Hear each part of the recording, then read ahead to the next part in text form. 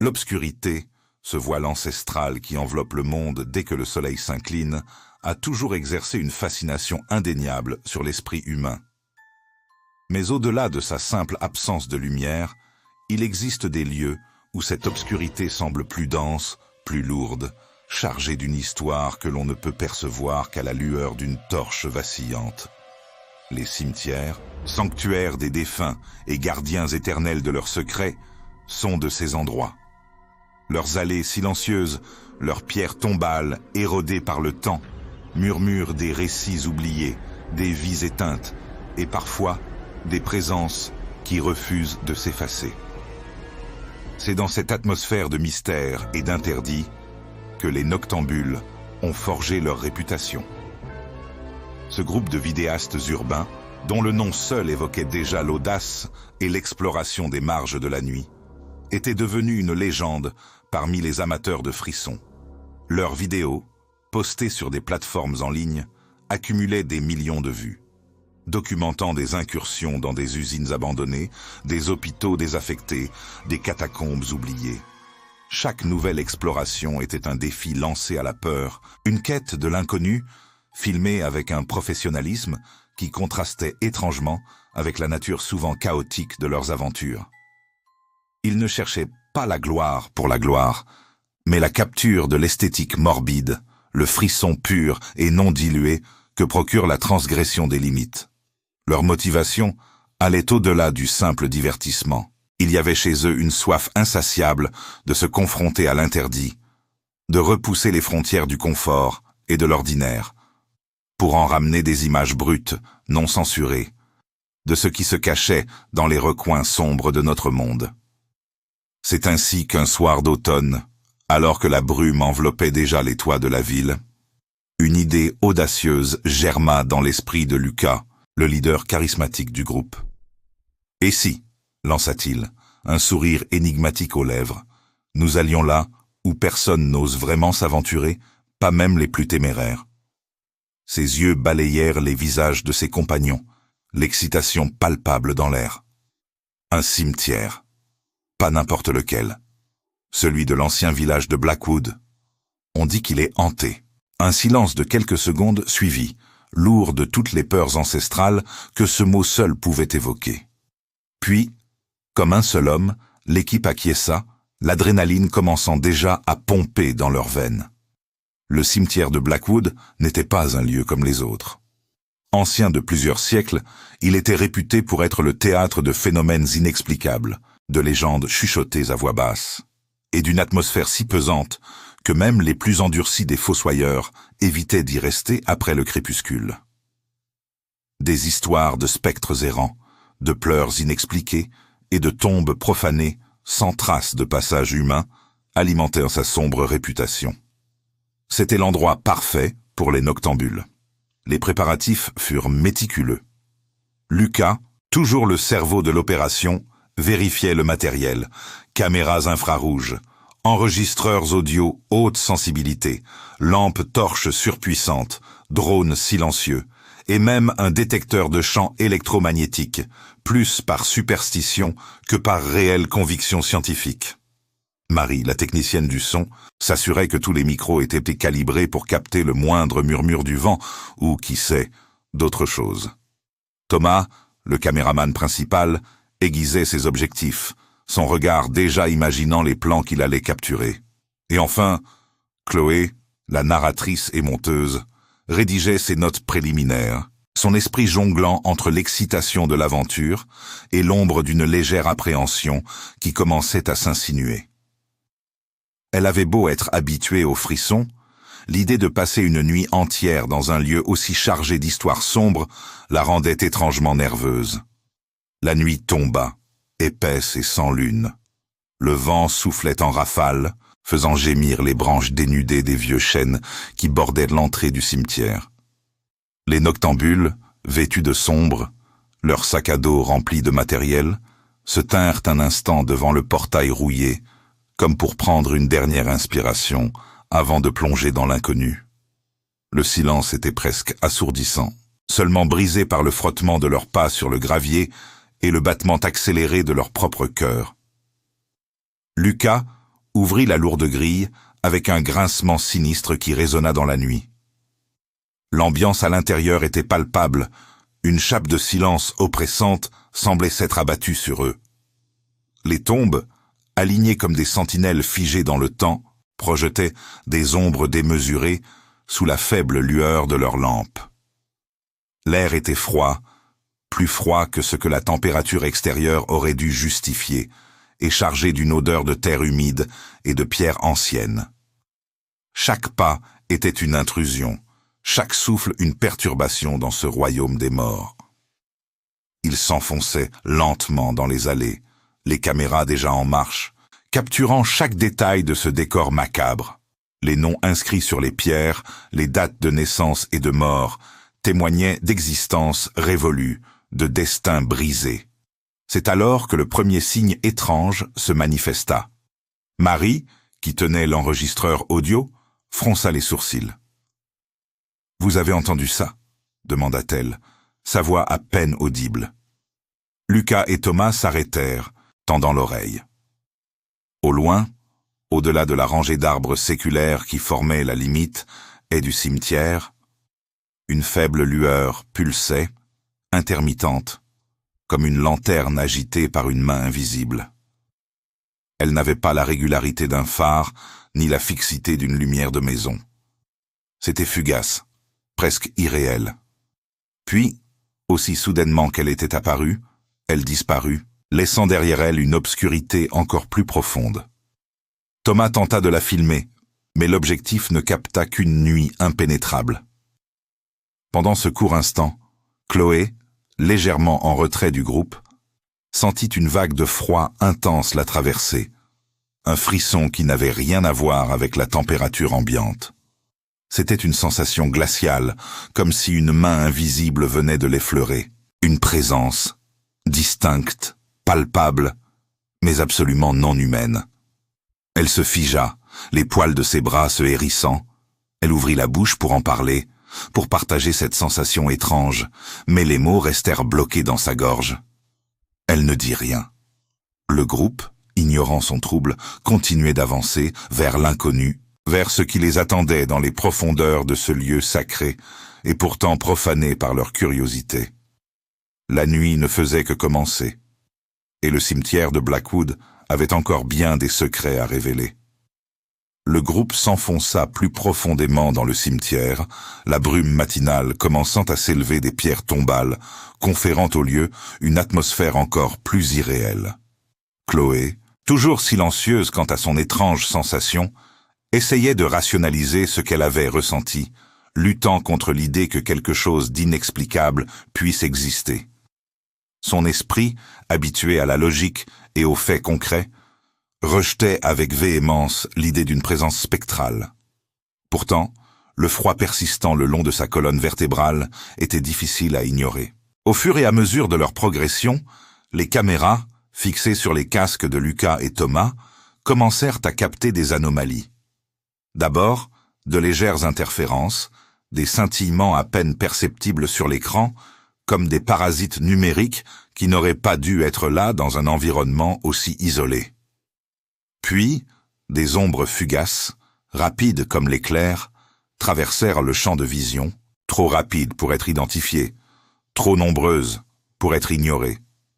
Elles se manifestaient souvent dans les coins de l'image, aux limites de la perception, donnant l'impression d'un mouvement périphérique qui disparaissait dès qu'on tentait de le fixer. Thomas, le sceptique notoire du groupe, tentait de rationaliser chaque incident. « C'est la brume qui joue avec la lumière des lampes », affirmait-il, en ajustant l'objectif de sa caméra.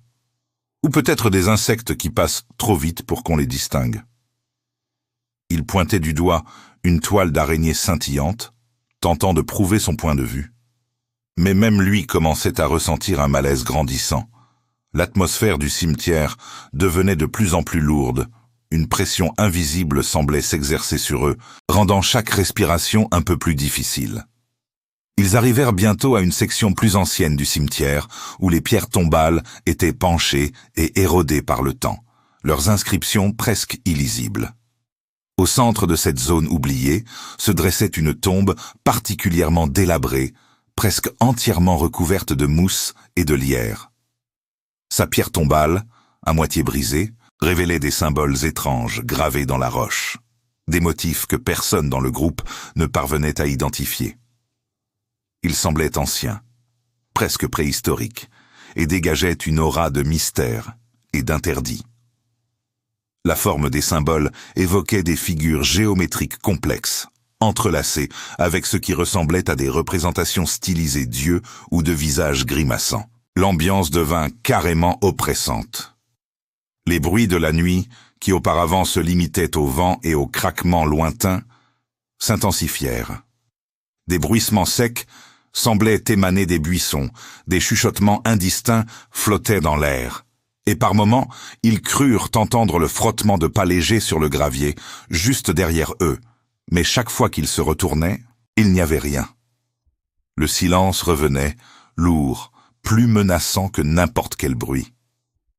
Alors qu'ils examinaient la tombe au symbole, quelque chose d'encore plus concret se produisit. Marie, en fouillant dans son sac pour changer la batterie de son enregistreur, poussa un petit cri d'exaspération. « Où est passé mon pendentif ?» demanda-t-elle, paniquée.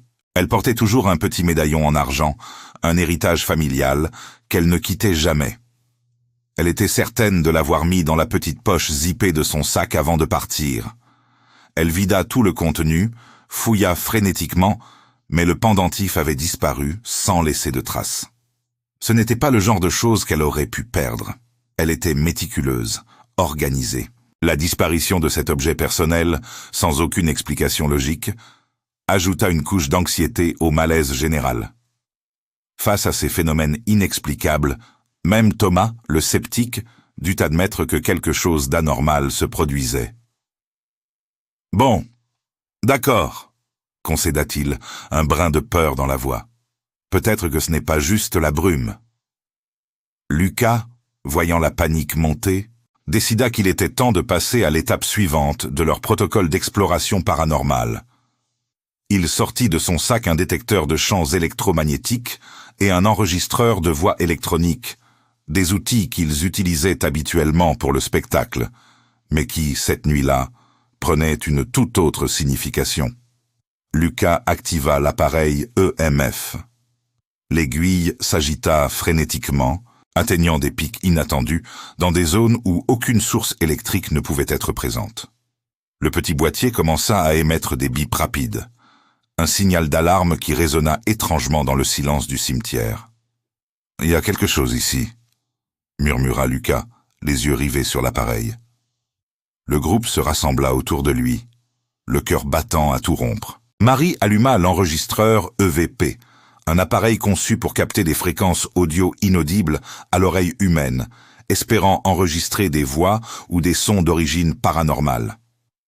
Elle posa l'appareil sur la tombe au symbole, le laissant enregistrer le silence oppressant qui les entourait. Après quelques minutes d'attente angoissante, elle arrêta l'enregistrement et le fit rejouer, le volume au maximum. D'abord, il n'y eut que le grésillement statique, la respiration des membres du groupe et le vent. Puis, au milieu de l'enregistrement, une voix, chuchotée, rauque, à peine audible, mais d'une clarté glaçante. Elle prononça un nom. Éléonore. Le son remplit l'air, froid et ancien. Le groupe se regarda, livide. Personne parmi eux ne s'appelait Éléonore. Ce n'était pas non plus le nom gravé sur la tombe devant laquelle ils se tenaient. La voix avait parlé, et elle avait prononcé un nom qui ne leur appartenait pas, un nom sorti de nulle part, ou peut-être d'un passé oublié. Le cimetière de Blackwood venait de leur adresser son premier message direct, et il était terrifiant. La voix. Ce chuchotement rauque et ancien, prononçant un nom inconnu, Éléonore, résonnait encore dans leurs oreilles, semant une discorde silencieuse mais palpable au sein du groupe. La peur s'était muée en une entité presque tangible, flottant entre eux, alourdissant l'air déjà pesant du cimetière. Thomas, d'ordinaire le plus rationnel, était le premier à briser le silence, sa voix un filet à peine audible. « Qui est Éléonore ?» s'interrogea-t-il. les yeux écarquillés, balayant les visages de ses compagnons comme s'il détenait la réponse. Personne ne la connaissait. Personne n'avait la moindre idée de l'identité derrière ce nom chuchoté. Lucas, le visage pâle, repassa l'enregistrement encore et encore, cherchant une explication, un indice, un signe qui aurait pu lui échapper. Mais chaque écoute ne faisait que renforcer le mystère, le rendant plus oppressant. Le nom, Éléonore, semblait imprégné d'une tristesse infinie, d'une solitude séculaire. Marie, quant à elle, était figée, sa main toujours posée sur l'enregistreur, comme si l'appareil était devenu un canal direct avec l'au-delà, un pont vers l'inconnu. Elle se sentait soudainement envahie par une vague de froid, plus intense que la fraîcheur nocturne. Poussée par une impulsion irrésistible, une curiosité morbide mêlée à une terreur grandissante, ils décidèrent de chercher l'origine de cette voix.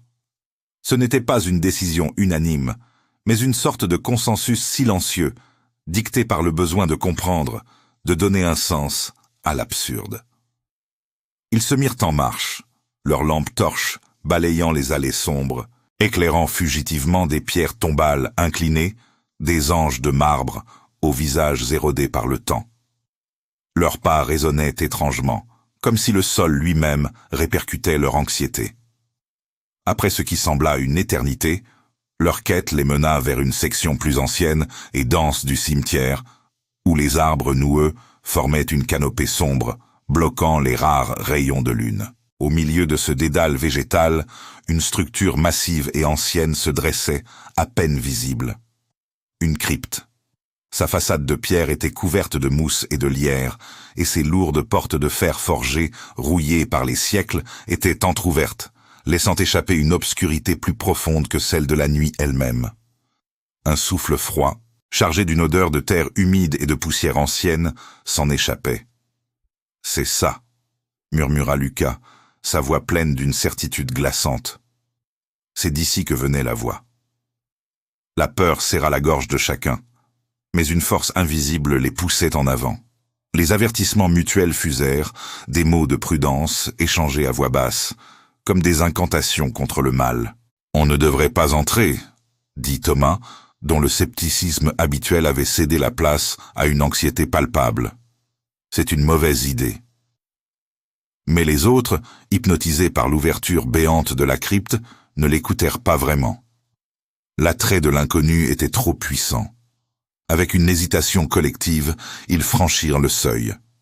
L'intérieur était un gouffre de ténèbres que leurs lampes torches peinaient à percer. L'air y était lourd, froid et imprégné d'une odeur âcre de moisie, de décomposition et d'encens rance.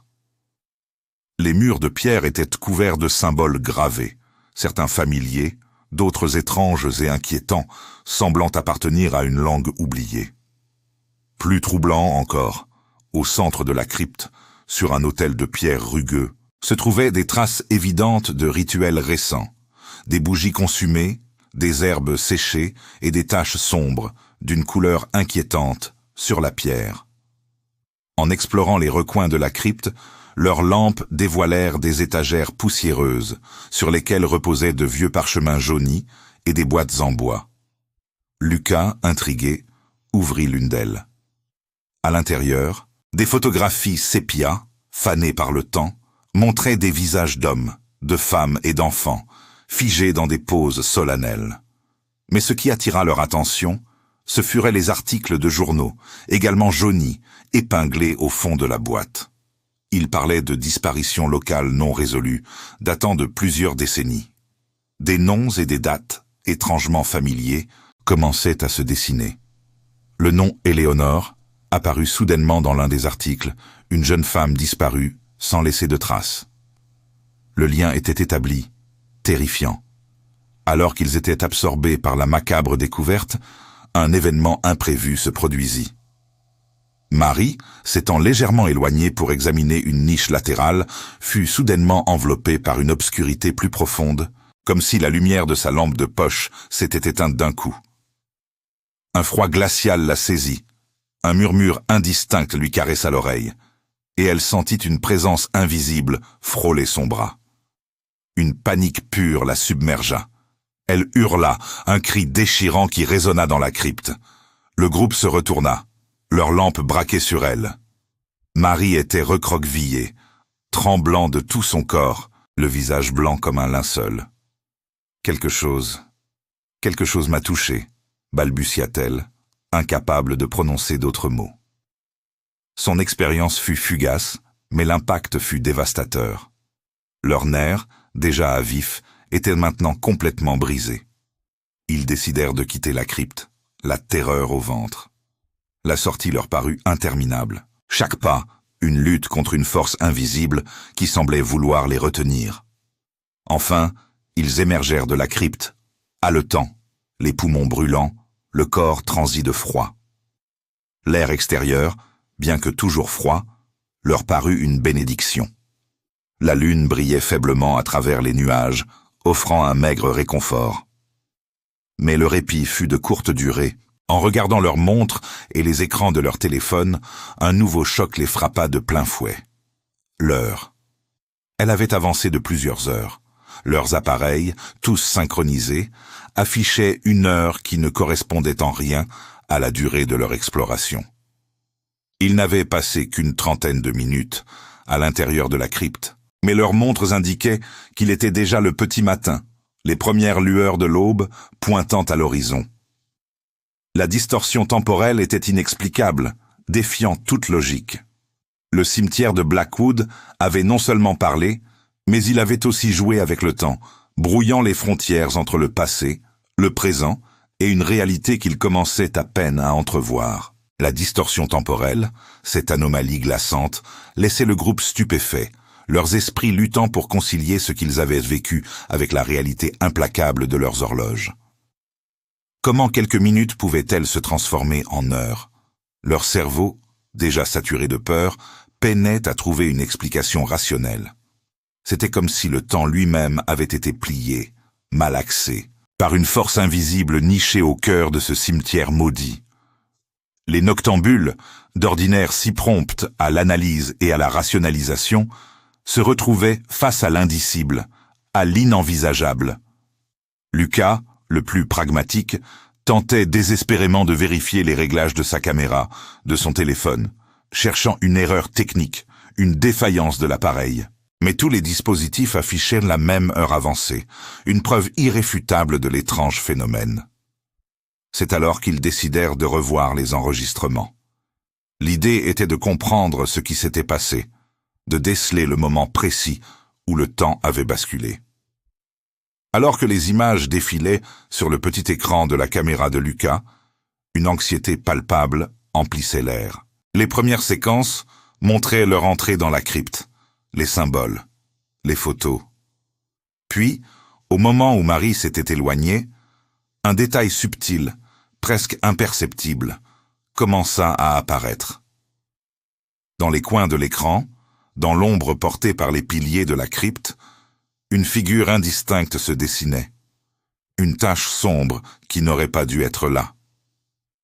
D'abord fugace, presque un défaut de l'image, elle devint plus présente à chaque seconde, comme si elle prenait corps sous leurs yeux. La forme grandissait, se densifiait, se mouvant avec une fluidité irréelle. Elle était humanoïde, oui, mais dépourvue de traits distincts, une silhouette d'encre contre l'obscurité. Aucune lumière ne semblait l'éclairer, aucune ombre ne la trahissait vraiment. Elle semblait faite de l'obscurité elle-même. Les battements de leur cœur s'accélérèrent, résonnant dans le silence oppressant du cimetière. Cette entité, c'était cela qui avait murmuré. C'était cela qui avait touché Marie. C'était cela qui avait dérobé leurs heures.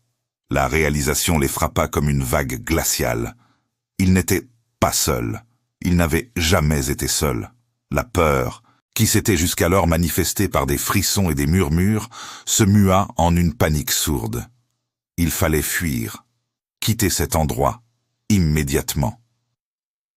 Ils se mirent en marche, essayant de retrouver le chemin de l'entrée principale, mais le cimetière semblait s'être transformé. Les allées familières se tordaient, les tombes se ressemblaient toutes, créant un labyrinthe infini. Chaque fois qu'ils pensaient reconnaître un repère, celui-ci se déformait, les renvoyant à leur point de départ.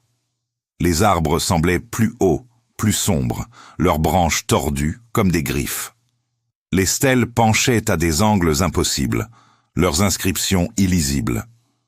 C'était comme si le cimetière entier était devenu une entité vivante, se moquant de leurs tentatives de fuite. Soudain, sans avertissement, une présence froide et dense les enveloppa.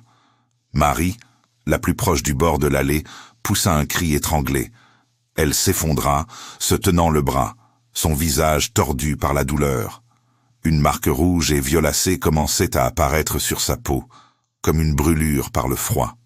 « Ça m'a touché », articula-t-elle avec difficulté, les larmes coulant sur ses joues. « Ça m'a vidé. » Ses forces semblaient l'avoir quitté, son corps tremblait de faiblesse. L'entité était là, au milieu d'eux, invisible, et pourtant si palpable.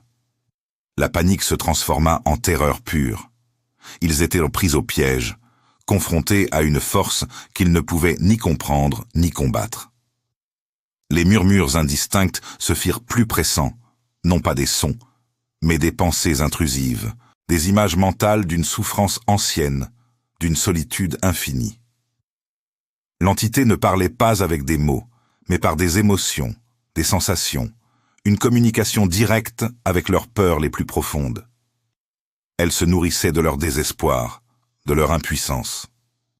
Alors que Marie luttait pour reprendre ses esprits, l'entité, auparavant indistincte, commença à prendre une forme plus définie. Devant la caméra de Lucas, qui continuait d'enregistrer, la silhouette sombre se matérialisa davantage.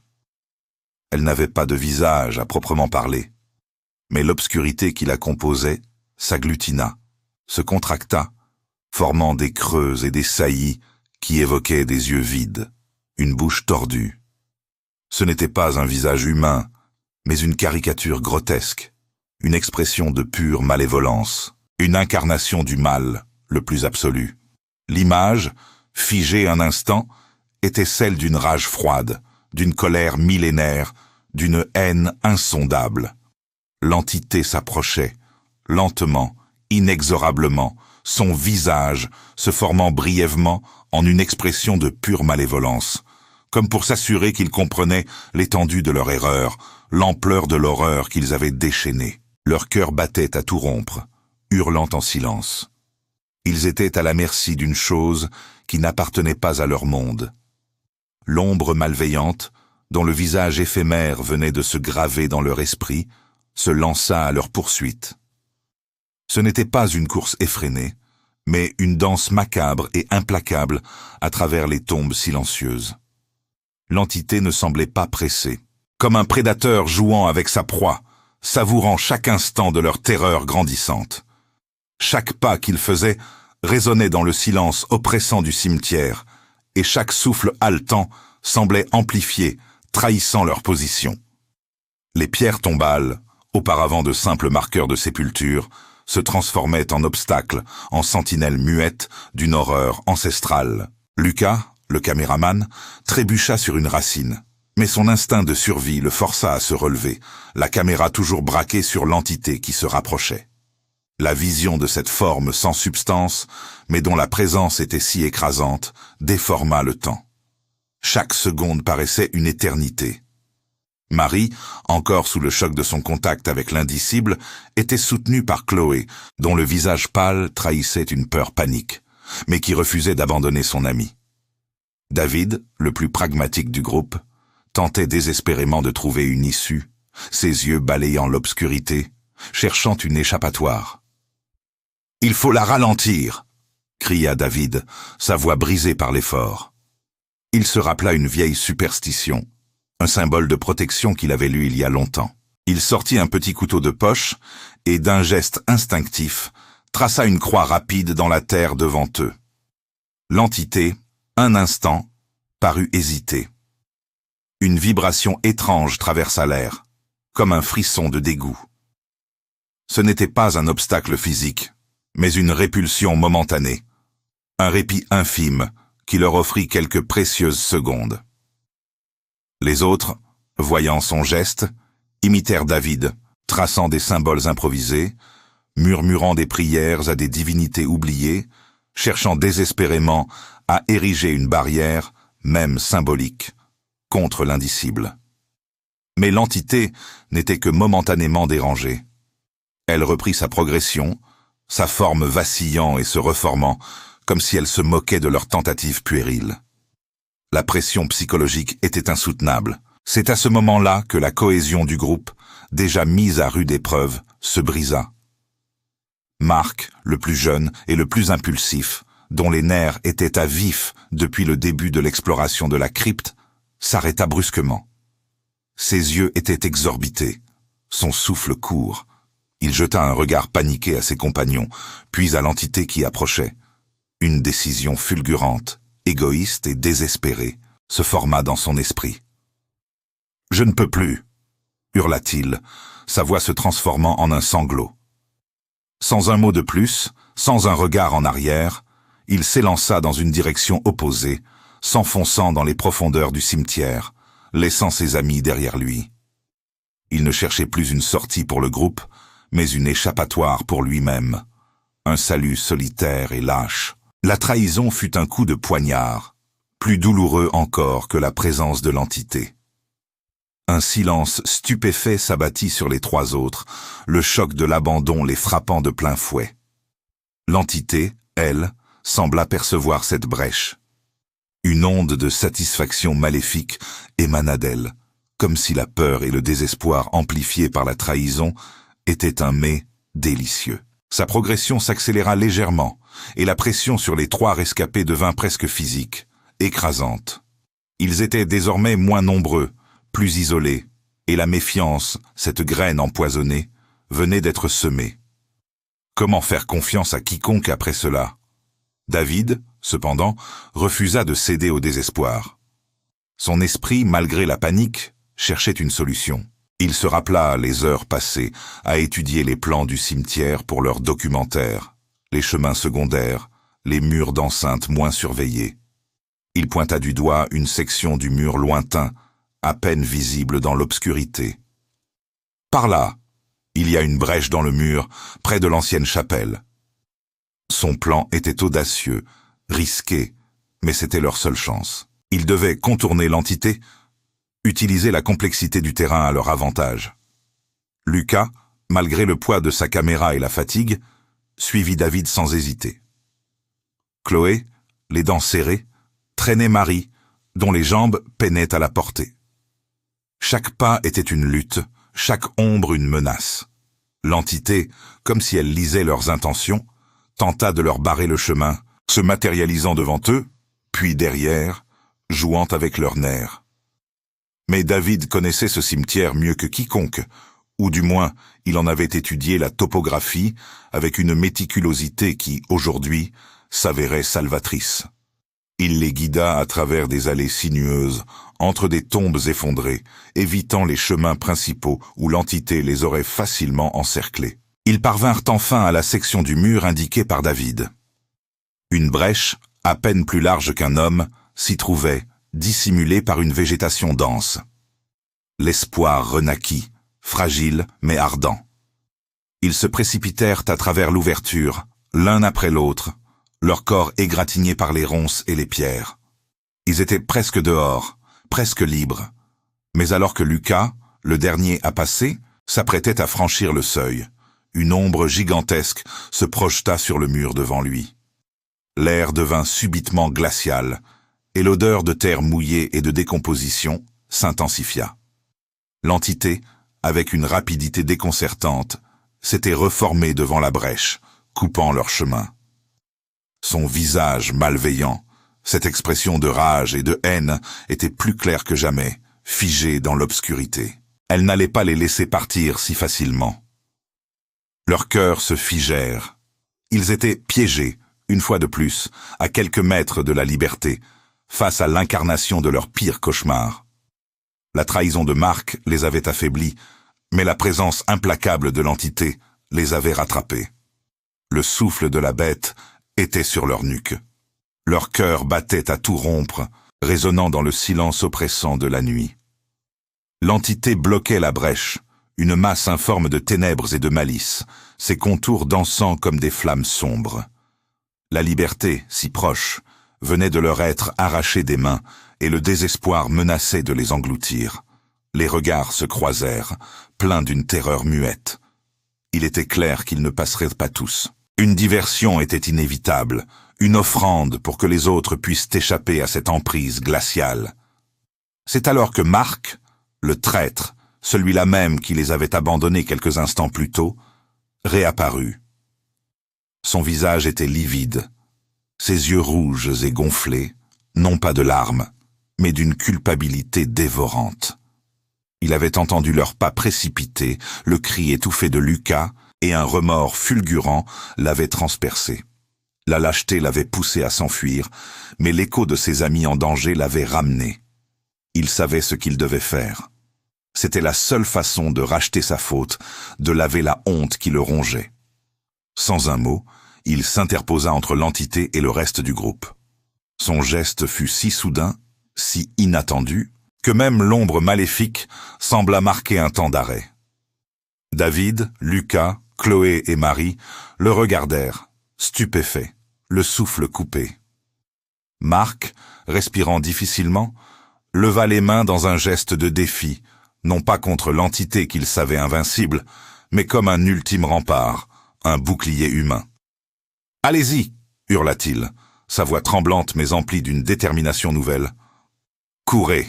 L'entité, comme réveillée de sa torpeur, se concentra sur lui. L'air autour de Marc devint dense, les ombres s'allongèrent et se tordirent, comme des doigts griffus s'apprêtant à le saisir.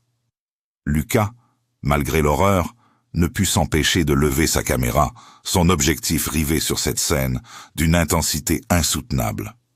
Il filmait le sacrifice, l'acte désespéré d'un homme cherchant la rédemption dans les griffes de l'indicible. Les autres, poussés par l'instinct de survie et la voix de Marc, s'élancèrent à travers la brèche. Ils ne regardèrent pas en arrière, ne purent pas regarder. Chaque seconde passée à observer aurait été une seconde de perdue, un affront au sacrifice de leur ami. Les ronces et les branches griffaient leurs visages, mais ils ne sentaient rien, seulement l'urgence de s'éloigner, de fuir ce cauchemar. Derrière eux, un cri. Non pas un cri de douleur, mais un hurlement de défi, mêlé d'une terreur primale. La caméra de Lucas, toujours en marche, capturait les dernières images de Marc. On le voyait se débattre, non pas contre l'entité elle-même, mais contre les ombres qui l'enlaçaient, contre la force invisible qui le tirait vers l'abîme. Puis, un flash aveuglant, une distorsion de l'image, et le néant. Seul le son continuait, un souffle rauque, des gémissements étouffés, et enfin, un silence absolu, plus terrifiant que n'importe quel bruit. Ils coururent, sans but précis, loin du cimetière, loin de l'horreur qui venait de se dérouler.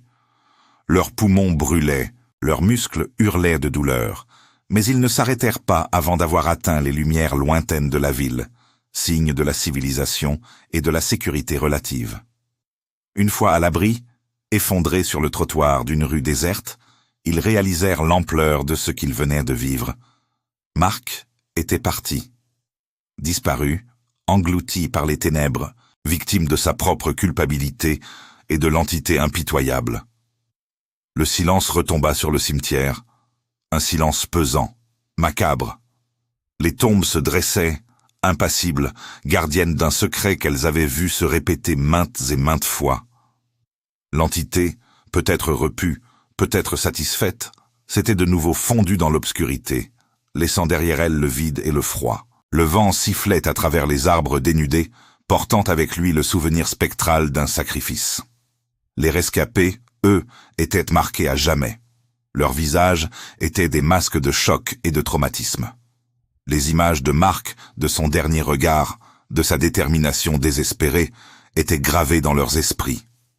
Lucas serra sa caméra contre lui, comme si elle était le seul lien tangible avec la réalité, le seul témoin de l'impensable. Chloé pleurait silencieusement, ses larmes se mêlant à la sueur et à la poussière. Marie était catatonique, ses yeux fixés sur un point invisible, son esprit ayant visiblement franchi une limite qu'il ne pourrait jamais franchir. David, le plus pragmatique, sentait son monde s'écrouler. Il avait voulu explorer les limites, filmer l'interdit. Il avait trouvé bien plus. Il avait trouvé la mort, la trahison, et un sacrifice dont il se sentirait éternellement redevable. Alors qu'ils s'éloignaient de cette zone maudite, traînant leurs corps épuisés, un dernier son perça le silence de la nuit. Ce n'était pas un cri humain, ni un gémissement d'agonie. C'était un hurlement primitif, déchirant, qui semblait venir des profondeurs de la terre, résonnant à travers les pierres tombales et les arbres centenaires. Un hurlement de rage, de victoire, ou peut-être de faim insatiable. Il résonna dans leurs âmes, leur rappelant que même s'ils avaient échappé au cimetière, ils n'avaient pas échappé à son entité. Le souvenir de Marc et ce hurlement seraient désormais leurs compagnons constants. Ils avaient survécu, mais à quel prix? Leurs vies ne seraient plus jamais les mêmes. Leurs esprits étaient blessés, leurs âmes souillées par l'horreur. Et l'entité, elle, restait là-bas, dans le silence des morts, attendant sa prochaine victime. Le groupe était de retour à la civilisation, mais le mot « retour » semblait vide de sens. Le monde extérieur, avec ses lumières vives et son bruit incessant, était devenu étranger. Leurs appartements, autrefois des havres de paix, étaient désormais des cages où les souvenirs les assaillaient. Ils luttaient avec le traumatisme, chaque nuit transformée en un cauchemar incessant où les ombres du cimetière dansaient et le hurlement déchirant de l'entité résonnait. La culpabilité était un poids écrasant, un fardeau silencieux que chacun portait différemment. Lucas revoyait sans cesse le visage de Marc, la détermination dans ses yeux, le sacrifice qu'il avait fait pour eux. Chloé ne pouvait plus dormir sans la lumière allumée, redoutant chaque coin sombre de sa chambre. Marie restait prostrée, son regard vide, comme si une partie de son âme était restée prisonnière dans la crypte oubliée. David, le plus résilient en apparence, se sentait déchiré entre la responsabilité du leader et la terreur pure qui l'avait envahi. Leurs vies étaient bouleversées, déformées par l'horreur. Les conversations étaient rares, les mots semblaient insuffisants pour décrire l'indicible. La vidéo de leur exploration, l'objet de leur quête, gisait sur un disque dur, intouchable. Lucas avait tenté de la visionner, poussé par une macabre curiosité, mais chaque image de Marc, chaque interférence, chaque ombre fugace, ravivait la douleur. Pourtant, au fil des jours, une étrange fascination commença à le hanter. Il se força à regarder, encore et encore, cherchant des indices, des réponses. C'est alors qu'il découvrit des détails encore plus effrayants. Des symboles gravés sur les pierres tombales, à peine visibles dans l'obscurité, qui semblaient s'animer par intermittence. Des murmures à peine audibles dans les passages les plus silencieux. Des mots dans une langue ancienne qu'il ne pouvait pas identifier, mais qui portaient une résonance sinistre. Il passa des jours et des nuits à faire des recherches, plongeant dans des archives poussiéreuses et des forums obscurs sur le paranormal. Il apprit que l'entité, ou des manifestations similaires, étaient souvent liées à des histoires de vengeance ou d'injustice, des âmes tourmentées qui refusaient de trouver le repos. Les symboles qu'il avait vus dans le cimetière étaient des marques d'une ancienne secte qui vénérait les morts et cherchait à interférer avec le cycle naturel de la vie et de la mort. L'entité n'était pas seulement un esprit malveillant, mais une force alimentée par le désespoir et la colère, peut-être celle de Marc lui-même ou d'autres victimes oubliées du cimetière. Pendant ce temps, la famille de Marc, alertée par leur silence radio et l'absence inexplicable de leur fils, commença à s'inquiéter. Ses parents, des gens simples et aimants, les confrontèrent. Leur douleur était palpable, leur besoin de réponse déchirant. Que s'était-il passé? Où était Marc? Le groupe se retrouva piégé entre la vérité insoutenable et l'impossibilité de la partager. Comment expliquer qu'un être cher avait été sacrifié à une entité démoniaque dans un cimetière? Ils inventèrent une histoire édulcorée d'un accident tragique, d'une chute dans l'obscurité, mais leurs yeux trahissaient la profondeur de leurs mensonges. La mère de Marc, une femme intuitive, sentit la dissimulation.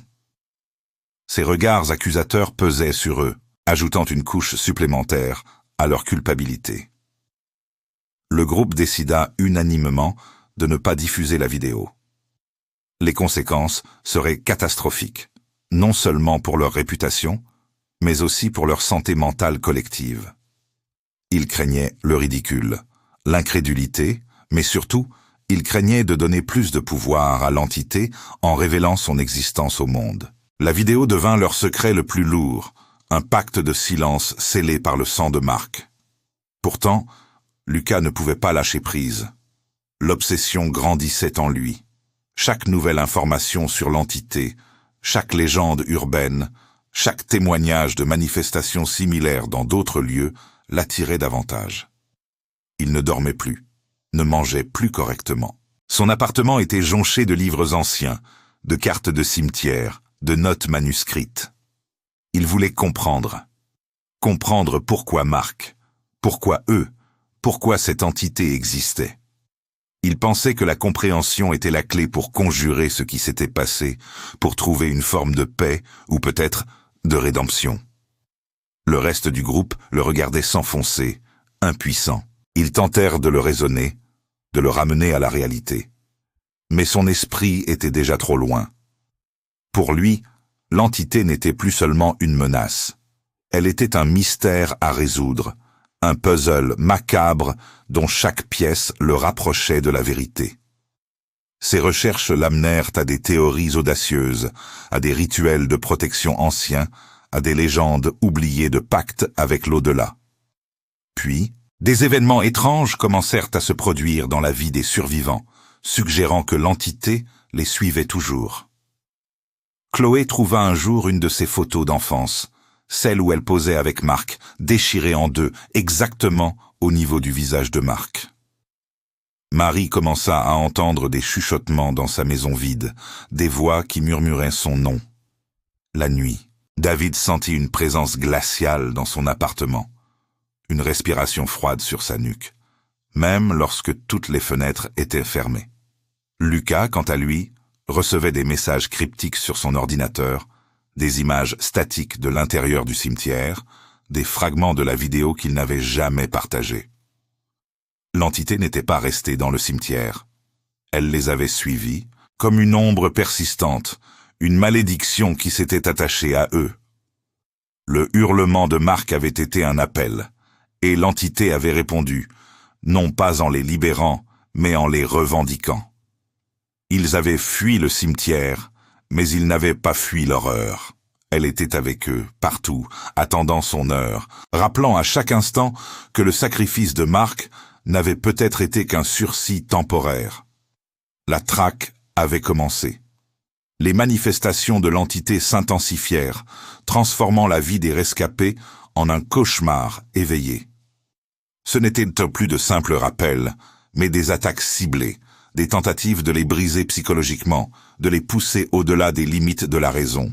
Chloé se réveillait chaque nuit, le souffle coupé, sentant des mains glacées autour de sa gorge, sans jamais trouver de marque. Marie voyait des silhouettes furtives dans son champ de vision, des ombres qui se déformaient, des reflets dans les vitres qui n'étaient pas les siens. David, le plus pragmatique du groupe, sombrait dans une paranoïa aiguë, installant des caméras de surveillance partout dans son appartement, ne mangeant presque plus, convaincu que l'entité cherchait à le vider de sa substance vitale. Leurs voix étaient devenues rauques à force de hurler dans leur sommeil. Leurs yeux cernés témoignaient d'une fatigue abyssale, d'une peur constante qui ne les quittait jamais. Au milieu de ce chaos, Lucas, paradoxalement, semblait trouver une étrange clarté. L'obsession qui le rongeait avait évolué. Il ne cherchait plus seulement à comprendre, mais à se battre. Ses recherches l'avaient mené à des textes anciens, des grimoires oubliés, des témoignages de civilisations qui avaient autrefois côtoyé des entités similaires. Il avait découvert des rituels de bannissement, des symboles de protection, des incantations qui, selon les légendes, pouvaient repousser les esprits maléfiques, voire les pacifier. Il ne s'agissait plus de vengeance, mais de survie. Sa soif de connaissance avait laissé place à une détermination farouche. Il passa des jours et des nuits sans sommeil, décryptant des langues mortes, comparant des manuscrits, assemblant les pièces d'un puzzle ésotérique. Un soir, il convoqua Chloé, Marie et David. Leurs visages étaient des masques de terreur et de résignation. Lucas, en revanche, irradiait une énergie nouvelle, mêlée d'une lueur de folie. Il leur présenta ses découvertes, les parchemins jaunis, les schémas complexes, les traductions laborieuses.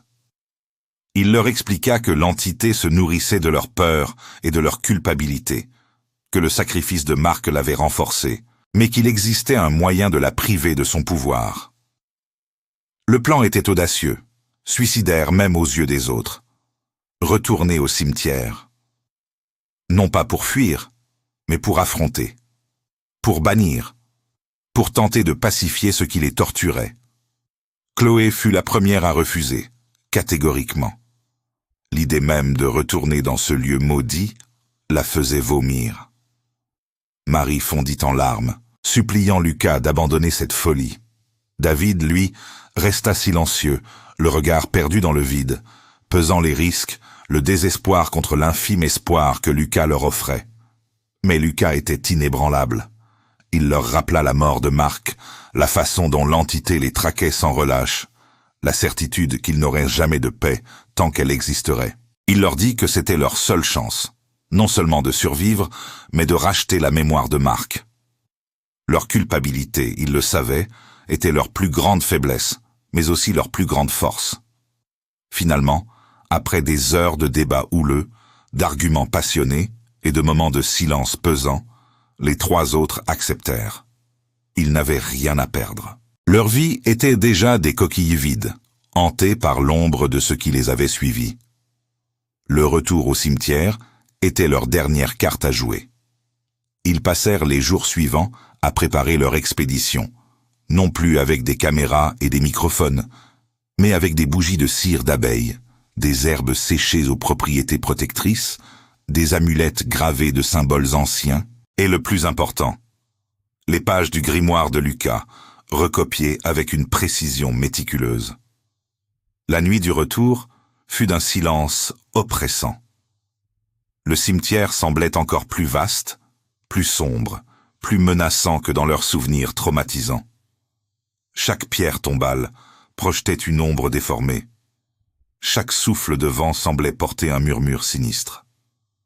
Ils marchèrent en formation serrée, Lucas en tête, son grimoire serré contre sa poitrine. Leur cœur battait à l'unisson, un tambour de peur et de détermination. Ils atteignirent la crypte oubliée, celle-là même où l'entité avait commencé à se révéler. L'air y était lourd, froid, et une odeur de décomposition et de soufre emplissait l'espace. Lucas commença le rituel. D'une voix tremblante mais ferme, il lut les incantations dans une langue ancienne, traçant des symboles complexes sur le sol, avec de la craie et des poudres. Chloé, Marie et David allumèrent les bougies, plaçant les herbes aux points cardinaux, leurs mains tremblantes. L'entité se manifesta alors, non pas comme une ombre furtive, mais comme une masse d'obscurité tourbillonnante au centre de la crypte. Elle grandit, se solidifia, prenant une forme vaguement humanoïde, ses yeux deux points de lumière rougeoyante au milieu du vide. Un froid intense envahit la crypte, faisant vaciller les flammes des bougies. Des voix multiples, chuchotantes et gémissantes, emplirent l'air, essayant de briser leur concentration, de les faire fuir. Mais cette fois, ils ne fuirent pas. Ils tenaient bon, se rappelant Marc, se rappelant leur souffrance. Lucas continuait à lire, sa voix s'élevant au-dessus du vacarme spectral. Il ne s'agissait pas de vaincre l'entité par la force, mais de la priver de son pouvoir, de la renvoyer d'où elle venait, de briser le lien qu'elle avait tissé avec eux. Le rituel culmina en une incantation finale, un cri désespéré de leur volonté collective. L'entité se tordit, hurlant de rage et de douleur, sa forme se dissipant lentement dans les ténèbres. Les lumières rouges s'éteignirent, le froid recula, et le silence revint, un silence lourd, mais cette fois, délivré de toute menace. Les 4 amis s'effondrèrent, épuisés, vidés mais vivants. Le rituel avait fonctionné. L'entité était partie. Ils avaient gagné. Mais la victoire n'était pas sans prix. Le cimetière était silencieux, mais les cicatrices sur leurs âmes étaient profondes et permanentes. Ils sortirent de la crypte, le soleil commençant à poindre à l'horizon, ses rayons timides éclairant les tombes. Le monde extérieur semblait inchangé, mais il ne l'était plus. Ils avaient affronté l'indicible, survécu à l'horreur, et en étaient ressortis transformés. Ils ne parlèrent jamais de cette nuit, ni de ce qu'ils avaient vu. La vidéo du cimetière fut détruite, ses fragments dispersés aux 4 vents, comme pour effacer toute preuve de leur folie. Lucas continua ses recherches, mais avec une sagesse nouvelle. Les autres reprirent le cours de leur vie, mais avec une perspective différente sur la fragilité de l'existence. Le passé était une ombre qu'ils portaient, un fardeau qu'ils avaient choisi d'assumer. L'entité était partie. Mais la mémoire de Marc et l'horreur qu'ils avaient vécue resteraient gravées en eux à jamais. Le cimetière, désormais, n'était plus qu'un lieu de repos pour les morts, mais pour eux, il resterait le théâtre de leur damnation et de leur rédemption. Et dans le silence de la nuit, parfois, un murmure lointain semblait rappeler que certaines portes, une fois ouvertes, ne se referment jamais complètement.